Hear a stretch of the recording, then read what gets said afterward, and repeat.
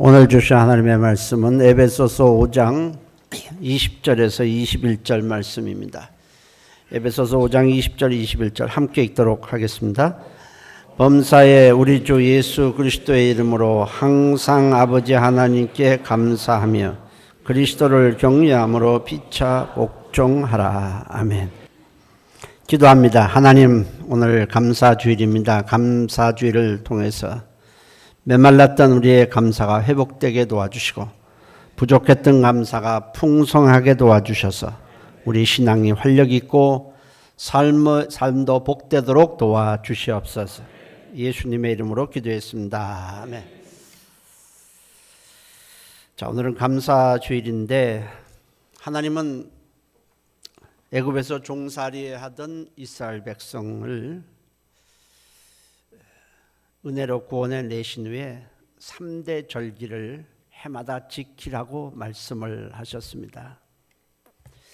이스라엘의 3대 절기는 유월절, 오순절, 초막절, 이 세 가지 3대 절기가 있는데 모두 하나님께 감사하는 절기입니다. 해볼까요? 유월절, 오순절, 초막절.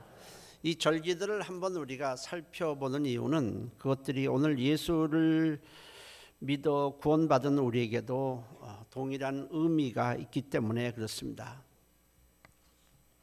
3대 절기를 좀 살펴보면 첫째는 유월절입니다. 유월절은 애굽에서 430년 동안 종살이하던 이스라엘 백성들이 하나님의 도우심으로 구원받은 날입니다. 유월이란 말은 하나님의 심판이 넘어갔다는 의미입니다.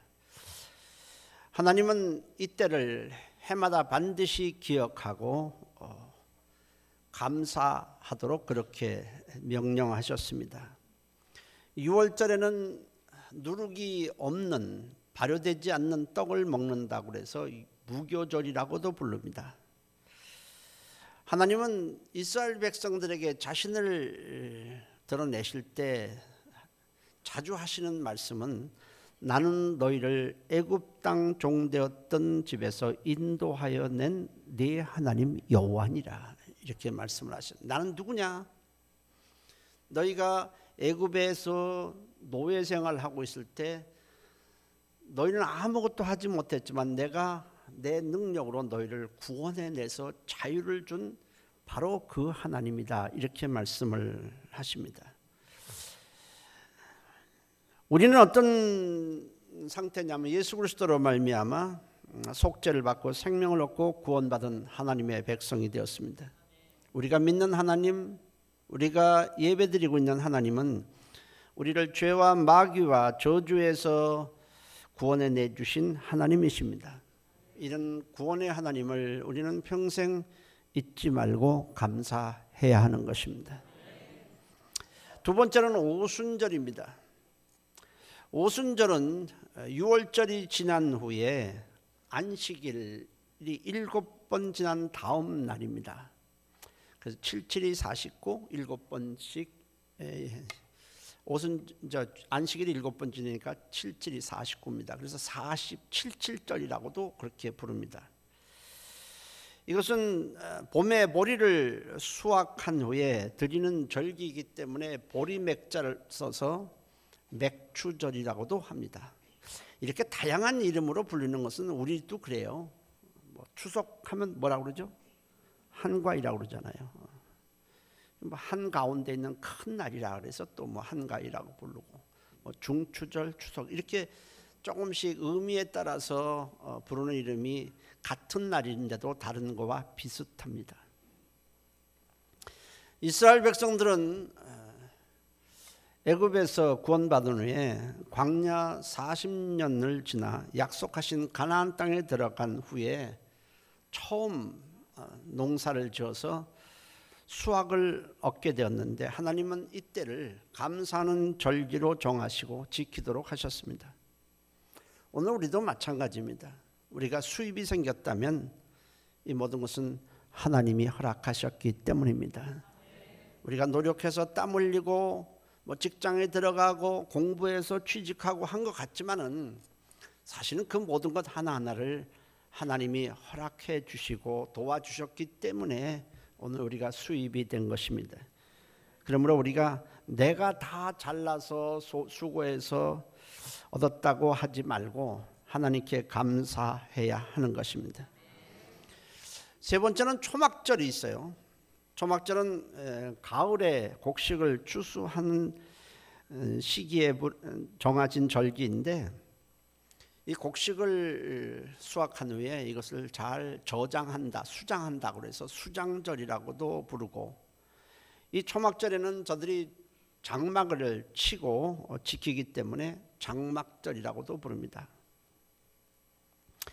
초막절을 감사절기로 정하신 목적은 이스라엘 백성들이 애굽에서 구원받은 후에 사람이 도저히 살 수 없는 광야에서 40년 동안 있는 동안에 하나님께서 저들을 굶주리지 않도록 매일매일 만나를 내려주시고, 그 다음에 물이 없는 그곳에서 반석에서 물을 내주시고, 낮에 뜨거운 50도씩 45도씩 올라가는 뜨거운 해를 구름으로 하늘을 덮어서 시원하게 해주셨습니다. 밤에는 또 약 0도까지 내려가는 추위가 있기 때문에 그 구름에다가 구름을 뜨겁게 해서 저들이 춥지 않도록 막아주셨습니다. 40년 동안 매일매일 그랬습니다. 그리고 독사와 정갈로부터도 저들을 지켜주시고, 저들이 애굽에서 입고 나왔던 의복, 신고 나왔던 신발이 40년 동안 해지지 않도록 해주셨다고 성경에 기록하고 있습니다. 이것을 기억하고 하나님께서 이 절기를 지키도록 하셨습니다. 하나님은 이스라엘 백성뿐 아니라 오늘 우리를 구원하신 후에 지금까지 인도해 주셨습니다.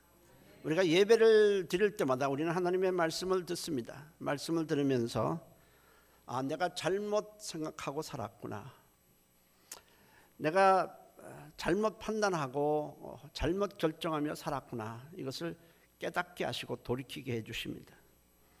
그리고 우리에게 필요한 은혜를 때를 따라서 공급해 주시고, 우리가 낙심될 때 위로해 주시고 시험을 이기게 해 주셨습니다. 그리고 앞으로도 하나님께서 인도해 주실 것입니다. 초막절은 하나님께서 우리를 지금까지 인도해 주신 것에 대해서, 또 앞으로 우리를 또 계속 인도해 주실 것에 대해서 감사하는 절기입니다. 하나님께서는 유월절, 또 오순절, 초막절 이렇게 절기를 지킬 때 하루가 아니라 7일 동안 지키도록 하셨습니다. 그 이유는 두 가지입니다. 하나는 감사가 어느 한순간에 끝나지 아니하고 그 감사하는 마음이 마음속 깊이 뿌리를 깊이 내리도록 하기 위함이었습니다. 또 하나는 감사절기를 일순간에 그냥 지키는 둥 만둥 이렇게 지나가는 것이 아니라 감사절기를 제대로 잘 지킴으로 인해서 하나님께서 우리에게 복을 주시기 위함이었습니다.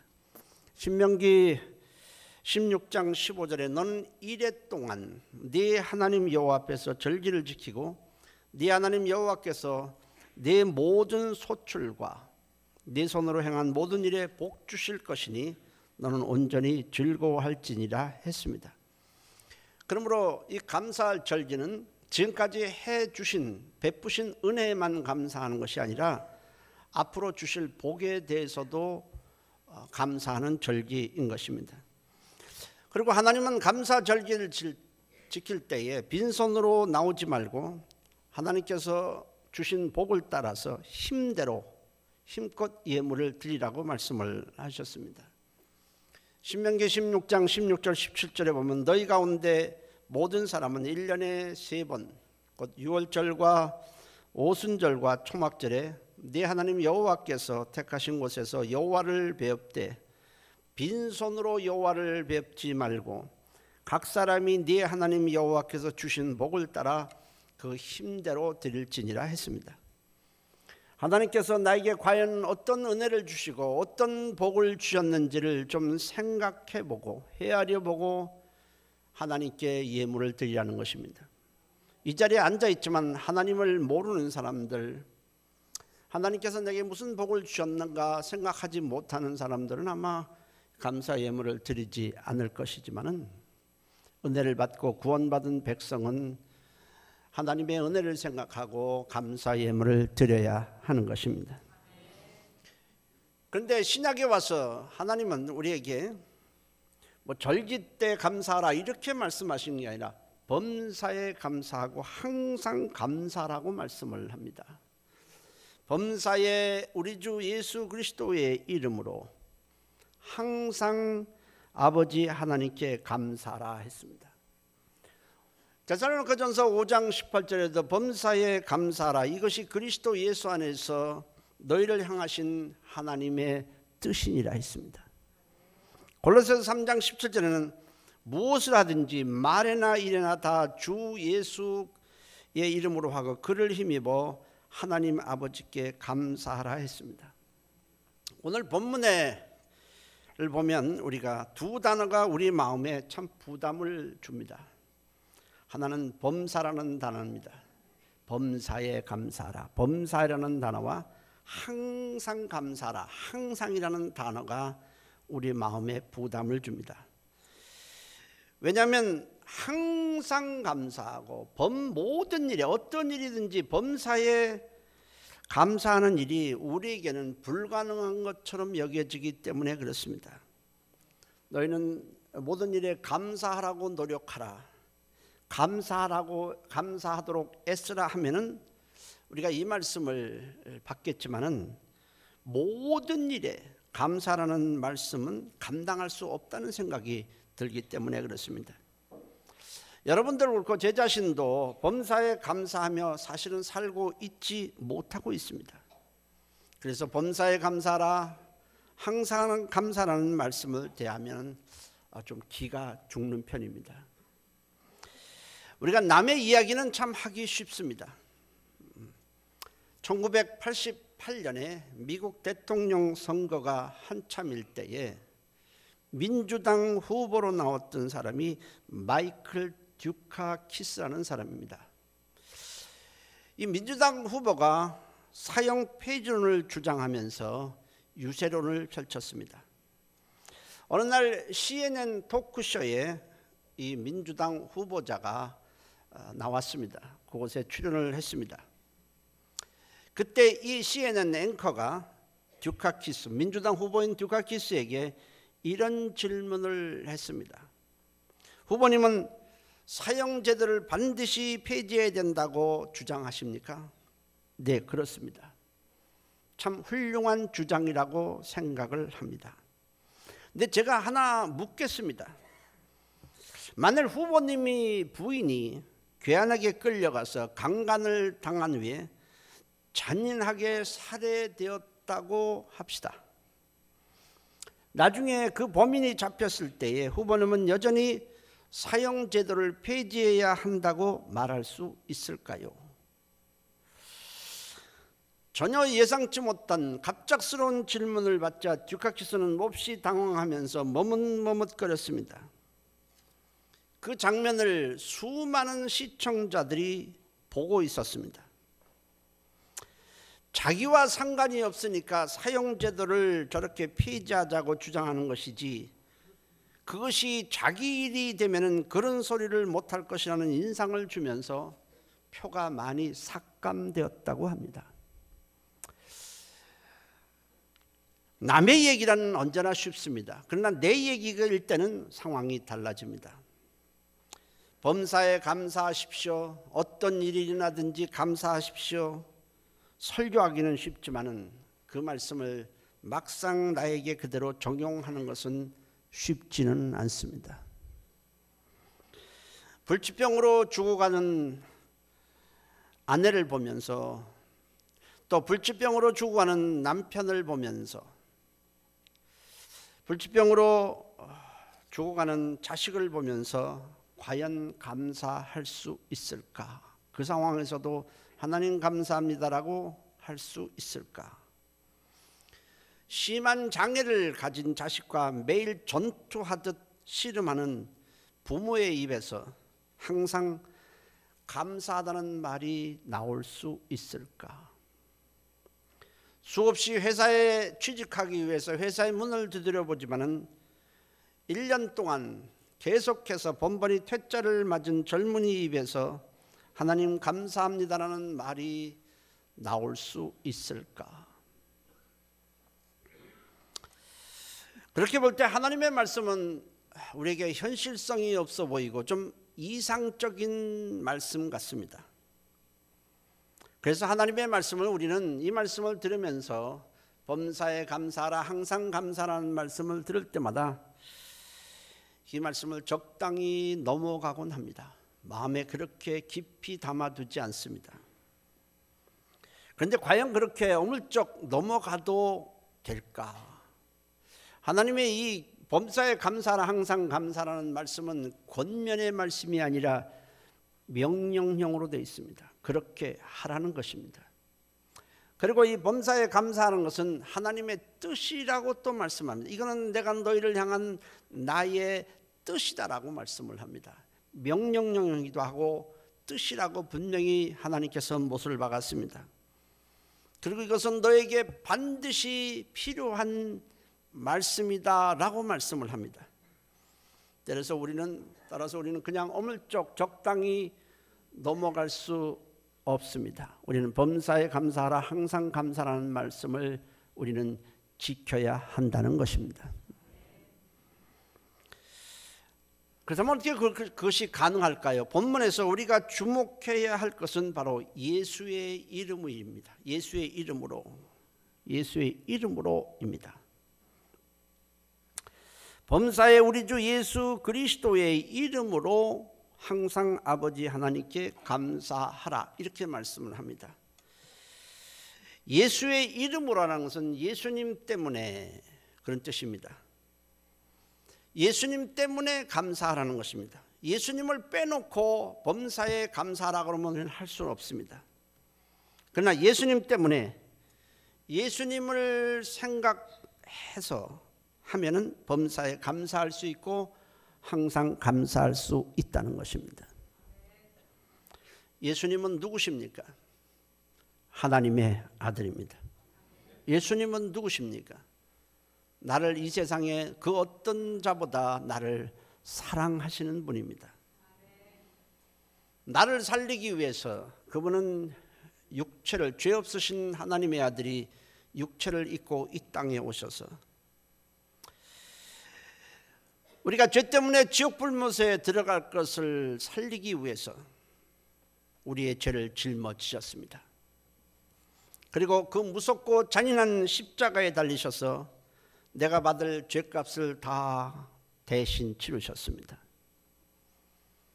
오직 나를 위해서입니다. 그리고 사흘 만에 부활하신 후에 우리에게 찾아오셨습니다. 각 사람에게 찾아오셔서 마음문을 두드리십니다. 우리 죄를 다 속죄하고 부활하셔서 우리를 찾아오셔서 우리의 구세주가 되기 위해서, 우리에게 영원한 생명을 주기 위해서, 우리 죄를 완전히 속죄하기 위해서 우리에게 찾아오셔서 우리의 마음문을 두드리십니다. 이 사람을 통해서 마음문을 두드리고 이런 일을 통해서 우리의 마음문을 계속 두드리십니다. 그때 누구든지 마음을 열고 예수님을 나의 구세주로 영접하면 십자가에서 그가 이루어놓으신 이 죄의 대속이 내 것이 됩니다. 우리는 속죄를 받습니다. 그리고 부활하신 예수님을 영접함으로 우리는 영원한 생명을 얻게 됩니다. 뿐만 아니라 우리는 하나님의 자녀라는 상상한 적도 없는 아주 귀한 신분을 우리가 얻게 됩니다. 뿐만 아니라 이 땅에서의 육체의 삶이 끝난 후에는 우리는 천국에서 영원히 하나님과 함께 영광을 누리며 살게 될 것입니다. 뿐만 아닙니다. 우리는 이 땅에 살면서 실수해서 넘어지고, 잘못해서 넘어지고, 잘못 판단해서 실패하고, 수없이 넘어짐과 실패를 거듭했지만은 하나님은 우리에게 찾아오셔서 이 모든 것이 다 합력해서 마침내 선이 되도록 만들어 주시는 좋으신 하나님입니다. 우리는 그 하나님을 만났고 구원을 받았고 생명을 얻었습니다. 예수님은 우리의 구원자이십니다. 그리고 예수님은 우리가 이 땅에서도 우리 곁을 한순간도 떠나지 아니하고 성령님을 통해서 우리와 함께 하시며 우리를 진리와 생명과 복의 길로 인도하고 계십니다. 지금 이 순간에도 주님은 우리와 함께 하십니다. 우리는 이렇게 상상하지도 못하고 우리는 예상하지도 못하고 기대한 적도 없는 어마어마한 선물을 우리는 예수님으로부터 거저받았습니다. 예수님이 우리를 찾아주시지 않았더라면, 예수님이 우리를 만나주시지 않았더라면 우리는 죄 가운데 영원히 멸망했을 것입니다. 예수님이 찾아주시지 않으면 우리는 미래도 없고 우리는 하나님의 심판만 있습니다. 때문에 우리가 그 예수님을 생각하면, 예수님의 은혜를 생각하면 세상 것이 좀 부족해도 예수님의 은혜를 생각하면 범사에 감사할 수 있고 항상 감사할 수 있는 것입니다. 송명희 씨를 여러분들은 잘 알 것입니다. 송명희 씨가 쓴 시는 우리에게 큰 감동을 줍니다.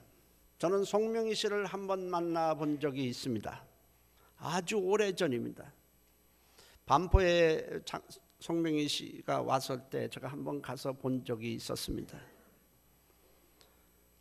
이렇게 몸이 망가져도 이렇게 망가질 수 있을까 하는 생각이 그녀를 보면서 들었습니다. 그녀는 태어날 때부터 온몸이 심하게 뒤틀어져 있었습니다. 우리가 가끔 세계적인 물리학자 스티브 호킹에 대해서 들어봤을 겁니다. 본 적도 있을 겁니다. 그 사람과는 비교도 되지 않습니다. 훨씬 안 좋습니다. 온몸이 다 비비꼬여 있습니다. 태어날 때부터 그랬습니다. 말 한마디를 거기서 하는데도 고통을 겪어야만 겨우 말할 수 있는 1급 장애자였습니다. 그는 여러 번 자살을 시도했지만 그 몸이 불편해서 자살을 시도하는 것조차도 굉장히 어렵고 쉽지 않았습니다. 물론 학교도 다닐 수 없고 아무것도 할 수 없습니다. 방 한 구석에만 있어야 합니다. 밖에 나갈 수도 없습니다. 친구도 물론 없습니다. 세상을 한탄할 수밖에 없습니다. 그러다가 이 송명희 씨가 예수를 만났습니다. 예수를 만난 후에 이런 감사시를 썼습니다. 우리가 잘 알고 있는 감사시입니다. 나 가진 재물 없으나, 나 남이 가진 지식 없으나, 나 남에게 있는 건강 잊지 못하나, 나는 가진 것 건강도 없고 배워서 세상에 학교에 다녀서 배운 지식도 없고 나는 물론 재물도 없다. 그러나 난 남이 없는 것 있으니, 난 남이 못 보는 것 보았고, 난 남이 듣지 못한 음성 들었고, 난 남이 받지 못한 사랑받았고 그랬습니다. 뭘 봤다는 것입니까? 하나님을 만났다는 겁니다. 주님의 음성을 들었다는 겁니다. 사람들로부터는 자기는 천대를 받고 사람으로부터 사랑을 받아본 적은 없지만은 난 남이 받지 못하는 하나님의 사랑을 받았다는 겁니다. 나 남이 모르는 것 깨달았네. 세상 사람들이 깨닫지 못하는 수많은 진리를 깨달았습니다. 공평하신 하나님이 나 남이 가진 것 없지만 공평하신 하나님이 나 남이 없는 것 같게 하셨네. 그녀가 무엇 때문에 감사하고 있습니까? 그녀는 이 세상 사람들이 갖고 있는 그 어느 것 하나도 갖지 못했습니다. 아무것도 없습니다. 사람들의 사랑, 학교, 건강, 말 제대로 할 수도 없습니다. 가진 것이 뭐가 있겠습니까? 그렇지만 예수님을 만났습니다. 예수님의 십자가 사랑을 통해서 주님께서 자기를 그 엄청나게 사랑하신다는 사실을 깨달았습니다. 그리고 예수님을 만나서 영생을 얻었습니다. 예수님의 사랑이 그의 마음에 가득 찼습니다. 그리고는 이 세상에서 잘 살고 많이 배우고 건강하고 세상에 누릴 것 많이 누리는 다른 사람들과 자신을 한번 비교해 보았더니 자기는 조금도 부족하지 않았다고 생각을 했습니다. 주님으로부터 받은 선물이 너무나 값지고 귀했기 때문입니다. 세상 사람들이 가진 것과는 비교가 되지 않을 엄청난 선물을 자기는 받았다고 생각을 합니다. 그래서 너무 감사해서 견딜 수가 없어서 감사하는 그 마음을 시로 표현한 겁니다.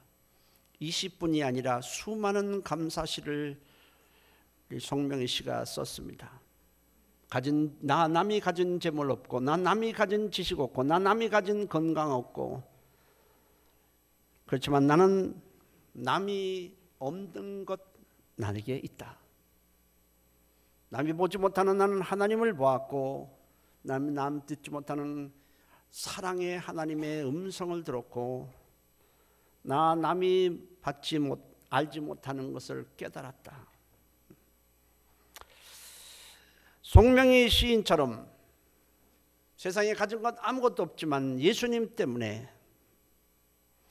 예수님으로부터 받은 그 엄청난 사랑을 생각하면 우리도 범사에 감사할 수 있고 항상 감사할 수 있다는 겁니다. 감사의 근거를 세상 것에만 둔다면 곧 물질에 두고 육체의 만족에 두고 사람이 두고 세상 일의 성취에 우리가 감사의 근거를 찾는다면 우리가 감사의 근거를 출세하는 것에 둔다면 사실은 감사할 일이 그리 많지 않습니다. 오히려 우리는 불만과 불평이 훨씬 더 많아질 것입니다. 그러나 감사를 근거를 나를 구원하시고 사랑하시고 생명을 주시고 미래를 책임져 주실 주님께 그 근거를 둔다면 우리는 범사에 감사할 수가 있습니다. 여러분, 많이 가졌다고 감사하는 것 아닙니다. 건강하다고 감사하는 것 아닙니다.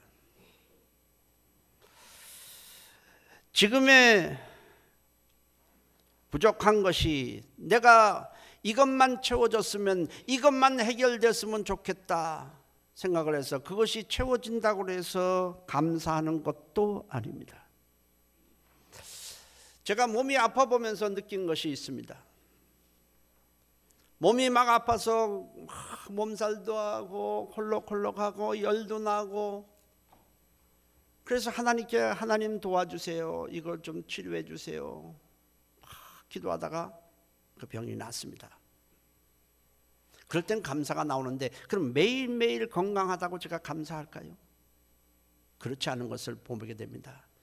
그래서 저는 그 다음에 감사를 바꿨습니다. 건강할 때 매일 감사하자. 하나님, 오늘도 건강을 주셔서 고맙습니다. 건강하다고 감사하는 것 아니에요. 돈을 많이 벌었다고 해서 하나님께 감사하는 것도 아닙니다. 참된 감사, 진짜 감사는 예수님을 만나야만 할 수 있습니다. 예수님의 사랑과 은혜를 받은 사람만이 진짜 감사를 할 수 있습니다. 우리가 자꾸 감사하지 못하는 것은 우리에게 행하신 그 엄청난 하나님의 은혜와 사랑을 자주 잊어버리기 때문에 그렇습니다. 예수님의 은혜를 늘 생각하는 사람은 적은 수입에도 감사하고 질병 가운데서도 감사하고 실패 가운데서도 감사합니다. 결국 감사의 분량은 세상의 많은 부와 그와는 상관이 없다는 걸 알 수 있습니다. 누가 감사하느냐? 많이 가진 사람 아닙니다. 그렇다고 적게 가졌다고 감사하는 것도 아닙니다. 세상에서 모든 것을 잘 나가고 성취한다고 감사하는 것도 아닙니다. 그러나 어떤 상황에서도 어떤 역경 가운데서도 예수님이 베푸신 은혜와 사랑을 생각하는 사람은 어떤 자리에서도 감사할 수 있습니다. 하나님께서 감사절을 우리에게 정해주신 이유는 하나님의 은혜를 절대로 잊지 않도록 하기 위해서입니다. 시편 103편 2절에 여호와를 송축하며 그의 모든 은택을 잊지 말지어다 했습니다. 여러분, 자식을 가만히 보십시오. 부모에 효도하는 사람, 효도하지 않는 사람, 뭐가 차이가 있을까요? 자식이 출세하고 잘 나간다고 해서 부모에게 효도할까요? 그러면 자식이 세상에서 좀 부족하다고 해서 부모에게 불효할까요? 그렇지 않습니다. 잘 나가고 안 나가고는 2차적인 문제입니다. 부모님이 자기를 어떻게 키워줬는지 그 은혜를 생각하는 사람은 어떤 상황에서도 감사합니다. 그러나 그 은혜를 잊어버린 사람은 세상에서 아무리 잘 나가도 부모에게 효도하지 않습니다. 자기가 잘나서 그런 줄 알지 않습니까? 그리스도인의 진짜 위기는 몸이 아픈 것도 아니고 세상에서 실패하는 것이 아니라 하나님께 감사하는 마음을 상실하는 것입니다. 우리는 주님께 감사한 일이 너무나 많은데도 불구하고 우리는 불평과 원망만을 늘어놓고 매일매일 살아갑니다. 그것이 부끄러운 줄도 모르고 불평과 불만을 토하면서도 그것이 부끄러운 줄도 모르고 우리는 살고 있습니다. 왜냐하면 하나님의 은혜를 자꾸 망각하는 것입니다. 감사가 메마르게 되면 받은 은혜를 상실하고 하나님으로부터 멀어지게 됩니다. 반면에 감사가 풍성한 사람은 어떤 상황에서도 하나님을 찬송하고 기뻐합니다. 감사하는 사람은 마음이 병들지 않습니다. 교회에서 시험 들어서 교회를 나오지 않고 아예 믿음에서 이탈하는 사람들의 특징은 다 동일합니다. 감사가 일단 없습니다. 시험에 드는 사람이 감사하면서 시험에 들지 않습니다. 시험에 드는 사람의 특징은 전부 감사가 바짝 메말라 있고 원망과 불평이 많아진다는 것입니다. 누구 때문에 뭐 때문이라고 불평과 불만이 많아지게 되면 결국 그것은 시험으로 이어지게 됩니다. 감사는 시험을 이기는 하나님의 능력입니다. 하나님의 은혜는 감사의 그릇에 담겨집니다. 감사라는 단어와 이 은혜라는 단어가 헬라어 원문, 이 성경에 헬라어로 쓰여졌는데 헬라어 단어가 똑같습니다. 카리스입니다. 감사와 은혜는 똑같은 단어를 씁니다. 이것은 감사의 그릇에 은혜가 담겨진다는 것이고 은혜를 받으면 또한 감사하게 된다는 의미입니다. 사단이 노리는 것은 우리에게 자꾸 불평과 불만을 조장하고 감사하지 못하게 하는 것입니다. 다른 사람과 비교해서 감사하지 못하게 하고 하나님이 살아계시다면 네가 하는 일이 왜 이렇게 안 되냐고 자꾸 원망과 딴지를 걸어서 감사를 상실하게 만듭니다. 왜냐하면 감사하게 되면 하나님의 은혜가 계속 우리 안에 머물기 때문이고 감사하는 사람을 사단은 쓰러뜨릴 수가 없기 때문에 그렇습니다. 우리가 할 일은 감사하라는 하나님의 말씀에 순종하는 것입니다. 내가 감사할 수 없는 이유를 늘어놓지 말고 감사할 수 있는 이유를 찾아 감사해 보십시오. 하나님께서 기뻐하시고 영광을 받으시고 우리에게 손을 내밀어 주실 것입니다. 똑같은 어려움이 발생을 했습니다. 불평과 원망을 하기는 굉장히 쉽습니다. 어떤 사람은 그 중에서 감사하는 사람이 있습니다. 성경을 가만히 보십시오. 똑같은 상황에서 원망과 불평하는 사람에게 하나님께서 손을 내밀어 주시는 것을 본 적이 있습니까? 그러나 최악의 상황, 가장 힘든 상황, 사망의 음침한 골짜기에 처해 있을지라도 하나님께 감사하는 자에게 하나님은 손을 내밀어서 그를 건져주시고 도와주시는 것을 볼 수 있습니다. 바울과 실라가 복음을 전하다가 매를 맞고 감옥에 갇혔습니다. 어두침침한 그 옛날 감옥은 정말 쥐가 들끓고 온갖 벌레가 들끓는 아주 환경이 나쁜 감옥입니다. 당연히 사람들은 바울과 실라가 감옥 안에 들어왔을 때 당신이 왜 감옥 안에 들어왔느냐고 물었을 것입니다. 바울과 실라가 나는 예수 그리스도의 복음을 전하다가 이 감옥에 갇혔다고 할 때 다른 사람들이 바울과 실라에게 뭐라고 말했겠습니까? 네가 믿는 하나님이 그따위냐? 네가 믿는 하나님이 네가 하나님을 증거하는데 이런 감옥에 쳐넣을 수 있느냐? 그들은 바울과 실라를 조롱했을 것입니다. 그러나 바울과 실라는 그렇지 않았습니다. 내가 예수를 믿은 것도 너무 감사하고 내가 예수를 복음을 전하다가 이렇게 주님 때문에 매맞는 것도 감사하다. 그들의 생각은 달랐습니다. 그들은 한밤중에 하나님께 무릎을 꿇고 감사하며 하나님을 찬송했습니다. 우리는 조그만 일이 안 되면 왜 하나님이 살아계시다면 내가 교회 나갔는데 이런 일이 생기냐고 불평과 원망을 쏟아놓기는 굉장히 쉽습니다. 그러나 바울과 실라처럼 그 상황에서 감사하는 사람은 매우 드뭅니다. 그러나 바울과 실라가 거두침침한 그 감옥에서 하나님을 찬송하고 감사를 했을 때 놀랍게도 하나님께서 손을 내밀으셔서 옥문을 열어주시고 발에 채웠던 착고가 다 풀리게 하셨습니다. 그리고 그를 가두고 매를 때리던 사람이 오히려 바울과 실라에게 와서 우리가 어떻게 하면 구원을 받을 수 있느냐라고 물었습니다. 그리고 거기 있는 모든 사람들을 구원할 수 있었습니다. 그리고 교회를 세웠습니다. 우리가 감사하면 하나님이 기뻐하십니다. 시편 50편 23절에 감사로 제사를 드리는 자가 나를 영화롭게 하나니 그의 행위를 옳게 하는 자에게 내가 하나님의 구원을 보이리라 했습니다. 감사절기는 지금까지 베풀어 주신 어마어마한 하나님의 은혜를 알았다면 그 은혜를 주신 하나님께 영광을 돌리는 날이요 앞으로 감사하며 살겠다고 결단하는 날입니다. 오늘이 바로 그런 날입니다. 여러분 일평생 동안 감사한 마음으로 살기로 결단하시기를 바랍니다. 표현되지 않는 감사는 감사가 아닙니다. 우리는 먼저 입술로 감사해야 합니다. 따라하세요. 하나님 고맙습니다. 하나님 감사합니다.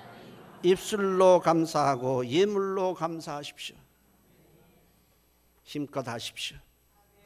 잊었던 감사를 회복하시고 감사가 풍성함으로 인해 하나님과 화목하고 삶이 행복하고 좋은 열매를 많이 맺으시기를 예수의 이름으로 축원합니다.